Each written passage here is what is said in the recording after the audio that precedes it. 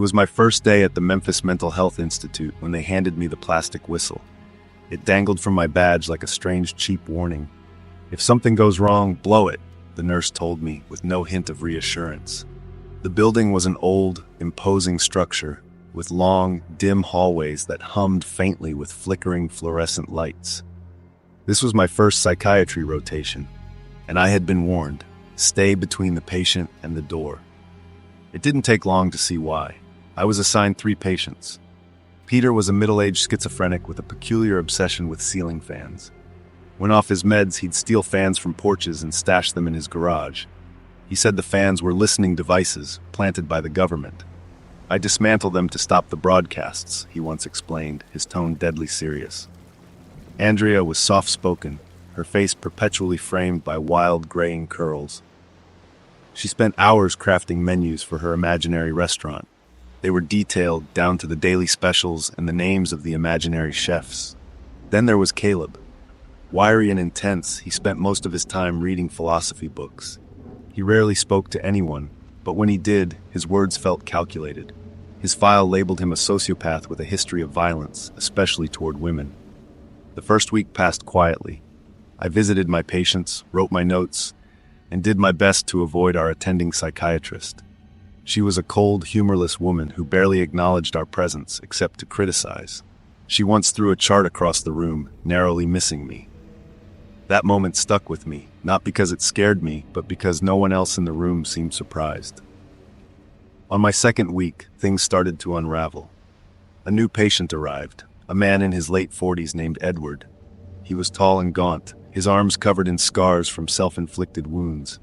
His intake notes described him as paranoid, with violent tendencies. He had been brought in after stabbing a neighbor he claimed was a demon in disguise. The nurses were uneasy around Edward. He was unpredictable, switching between calm and volatile in an instant. "Just stay clear of him," one whispered to me. Edward was housed on the same floor as Caleb. From the start, there was an unspoken tension between them. I'd catch Caleb watching Edward during meals, his eyes cold and calculating. Edward, in turn, would mutter under his breath whenever Caleb was near. One evening, I stayed late to finish notes. The ward was unusually quiet, the usual murmurs and shuffling replaced by an eerie stillness. I was at the desk when I heard a muffled commotion down the hall. I stood up, hesitating. "Hello?" I called, but there was no response. I walked cautiously toward the noise, my whistle clinking softly against my badge. The sound grew louder, angry voices, something clattering against the floor. When I turned the corner, I froze. Edward was in the hallway, his shirt smeared with blood. In his hand was a broken pen, the jagged plastic stained red. One of the nurses, a woman named Janice, was slumped against the wall, clutching her side. Blood seeped between her fingers. "Help," she gasped, her voice weak. Edward turned to me, his eyes wide and manic. I had to. She was conspiring with them. My training kicked in, and I backed away slowly, keeping my hands visible. "Edward, let's talk. Put the pen down." He shook his head violently. "You don't understand. They're all in on it." The hallway felt suffocating, the flickering lights casting shadows that danced across Edward's face. Behind him, Janice's breathing grew shallow. Before I could say another word, Caleb stepped out of his room.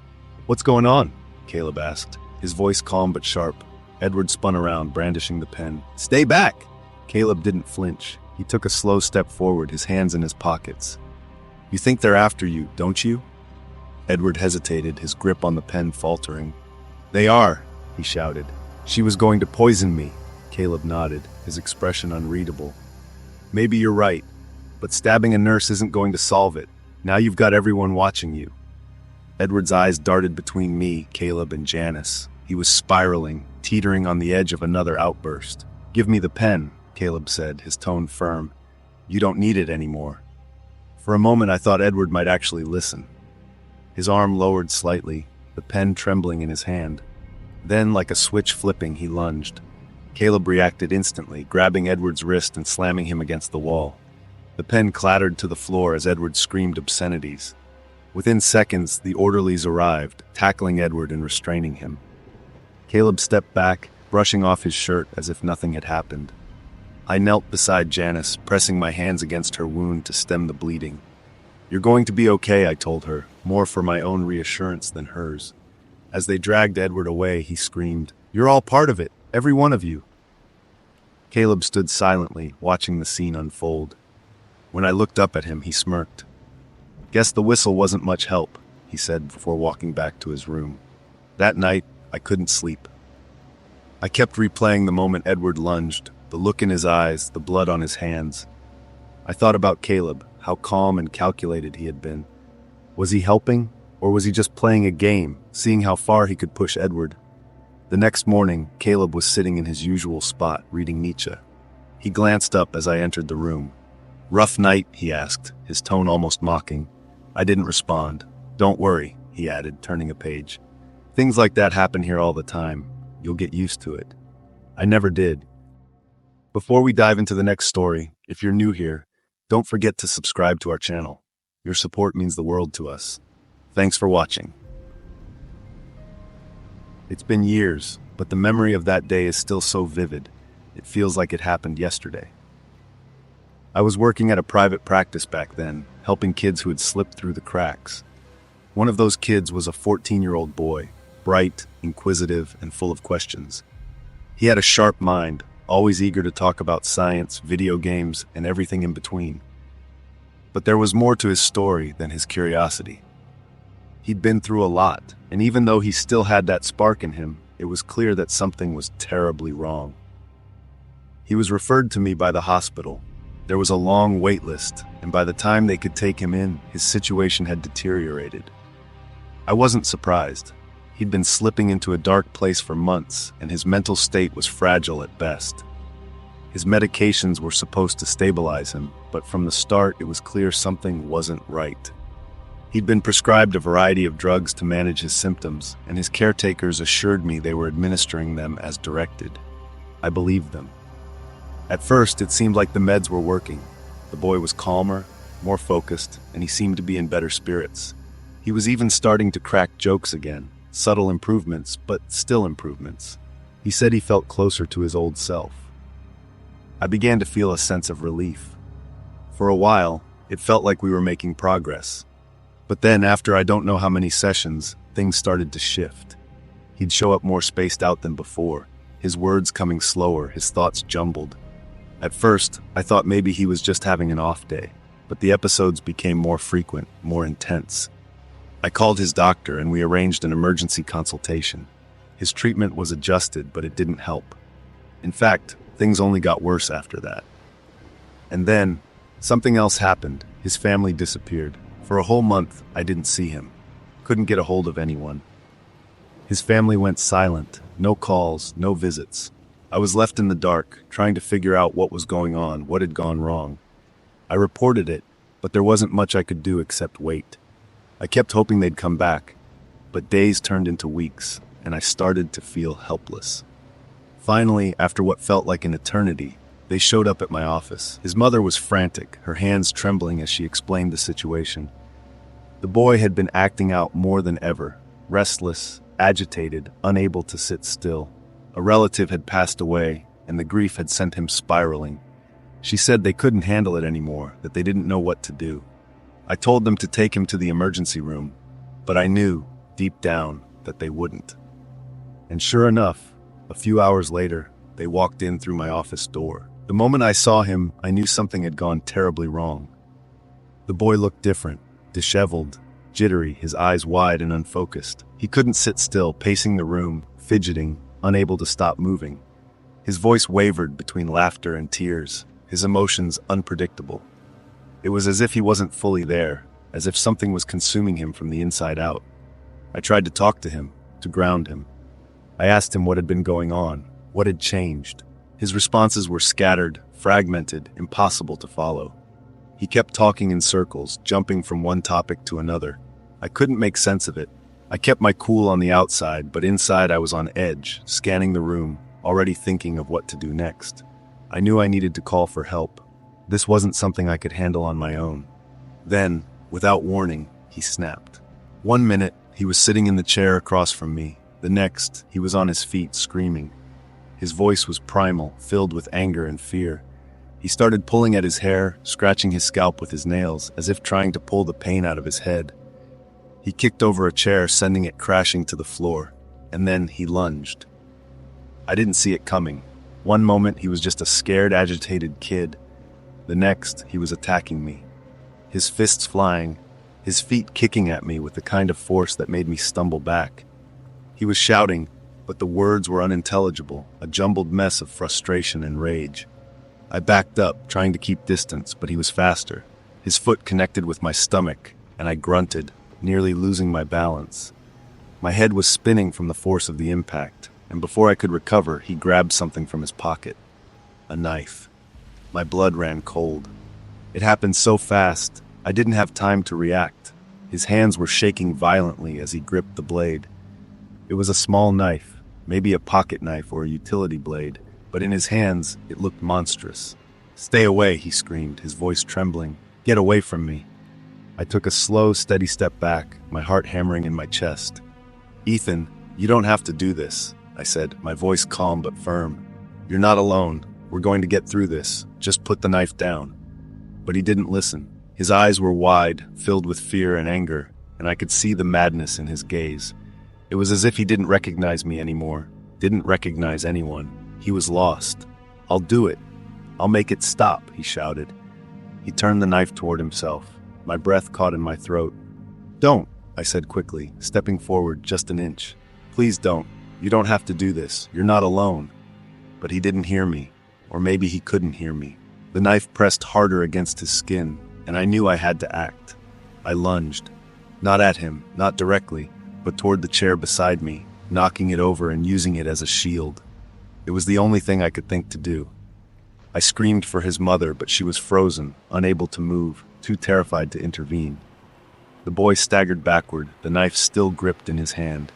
His body was trembling violently, and for a moment I thought he might collapse. He pressed the blade into his wrist again, and I was sure he was going to cut himself wide open. Then, with a sudden, shocking clarity, he dropped the knife. It clattered to the floor, the sharp sound echoing in the silence. I didn't move. I didn't know if I should approach him or wait for the paramedics. But eventually, I knelt down beside him, cautiously, as he crumpled to the floor, shaking. Later, after everything had calmed down and the police arrived, I found out the truth. The boy's caretakers had been giving him his medication inconsistently, sometimes vitamins, sometimes nothing at all. And that day, they had given him the full dosage all at once. He'd been on the verge of an overdose, his mind and body racked with the effects of the drugs. The caretakers were charged with neglect, but it was too late. The damage had already been done. I never saw the boy again after that day. I don't know if he ever got the help he needed, but I'll never forget the terror in his eyes, or the way that knife shook in his hand.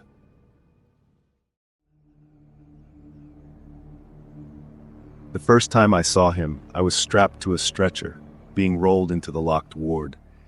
It was just past midnight, and I was barely holding it together. A few hours earlier, I'd been admitted to the hospital for being suicidal. They said I needed more help than the ER could provide, so they sent me here. The place was nothing like the hospitals I was used to. The moment I passed through the double set of keycard locked doors, the air seemed heavier. Sterile walls, harsh fluorescent lights, and that faint smell of disinfectant. It felt like a prison masquerading as a hospital. And then I saw him. He was shuffling down the hallway, barefoot, wearing nothing but a thin hospital gown that barely covered him. His hair was gray and wild, his face lined with years of wear. He looked to be in his mid-60s, and his eyes had this empty, faraway gaze. He didn't say a word, just wandered aimlessly like a ghost stuck in some endless loop. I panicked. My mind raced with every horror story I'd ever heard about places like this. The locked doors, the wandering man, the isolation. It was too much. I started struggling against the straps, begging the staff to let me go, but they ignored me. They told me to calm down, rolled me into the patient area, and left me there. By the time they unstrapped me, the man in the gown had disappeared down the hallway. The next day, I saw him again. He was sitting in the corner of the common room, staring at the wall. He didn't talk to anyone, didn't seem to notice anyone. The other patients avoided him like he wasn't even there. I couldn't stop watching him. Something about him didn't sit right with me. He wasn't dangerous, at least not in the way you'd think. But there was a heaviness about him, like he was carrying something invisible that weighed him down. Later that day, I asked one of the nurses about him. "That's Frank," she said, her tone dismissive. "He's been here a long time." "How long?" She shrugged. "Years, probably. No family, no place else to go. The VA wouldn't take him, so he ended up here." It made me sick. He wasn't violent, wasn't a threat to anyone. He belonged in a nursing home, not here. But no one seemed to care. They just let him wander, aimless and forgotten. Over the next few days, I started talking to him. He didn't say much, but when he did, his voice was soft, almost childlike. He told me he was a Vietnam veteran. "I was a medic," he said one afternoon, his hands trembling as he traced patterns on the table. "Saved a lot of guys, but not enough." I asked him how long he'd been here, but he didn't answer. He just stared at the floor, his eyes clouding over. At night, I'd hear him shuffling down the hallways, the faint slap of his bare feet on the linoleum. It didn't matter what time it was, midnight, 3 in the morning, he was always wandering. Sometimes he'd mutter to himself, fragments of conversations that didn't make sense. One night I couldn't sleep. I sat by my door, listening to the usual hum of the ward. Around 1 a.m., I heard Frank's footsteps. I peeked out and saw him standing in the middle of the hallway, staring at the door to the staff room. I watched as he reached out and turned the knob, but it was locked. He stood there for a moment, then turned and looked right at me. "Do you hear them?" he whispered. I hesitated. "Hear what?" He pointed to the staff room door. "The cries, they never stop." I didn't know what to say. There was no sound, nothing but the faint hum of the air conditioning. Frank shook his head and shuffled away, muttering under his breath. A few nights later, I woke up to a commotion. The sound of something crashing echoed through the hallways. Doors opened as patients peeked out, curious but wary. I stepped into the hallway and saw Frank sitting in the common room, surrounded by broken glass. The staff rushed in, yelling for everyone to stay back. Frank was holding a shard of glass, blood dripping from his hand. "I can't," he kept saying, rocking back and forth. "I can't take it anymore." One of the nurses, Carla, knelt down a few feet away from him. "Frank, let us help you," he said gently. "You're hurt. Please put it down." Frank didn't respond. He just stared at the glass in his hand, his lips moving silently. They managed to talk him down, coaxing the glass from his hands. But what struck me wasn't the blood or the broken glass. It was the look on his face. Pure exhaustion. He didn't want to hurt anyone. He just wanted it all to stop. After that night, Frank was moved to a different ward. No one told us where he went or why. I left the unit a week later. When I walked out through those locked doors, I thought about Frank, wandering the hallways in his hospital gown, waiting for something, someone that would never come. Sometimes I wonder if he's still there, trapped in that endless cycle of despair and loneliness. It's been years, but I still think about him. And when I do, I can still hear his voice, whispering in the dark.